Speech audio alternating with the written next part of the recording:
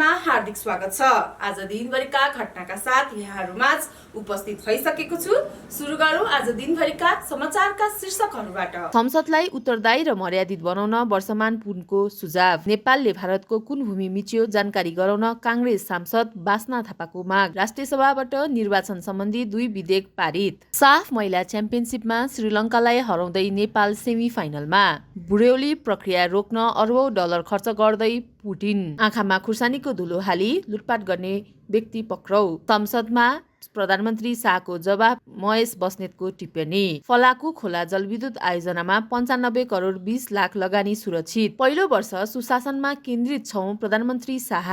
रौतहटका बजारमा विषादीयुक्त आँपको बिगबिगी प्रति केजी 240 सम्म बिक्री। अर्थमन्त्री वाग्लेले भने बजेटका आकार सानो र राज्यको क्षमता अनुसार सन्तुलित छ। मानव अधिकार आयोग सहित विभिन्न प्रतिवेदन अध्ययन गरेर आवश्यक कारबाही गरिन्छ प्रधानमन्त्री शाह।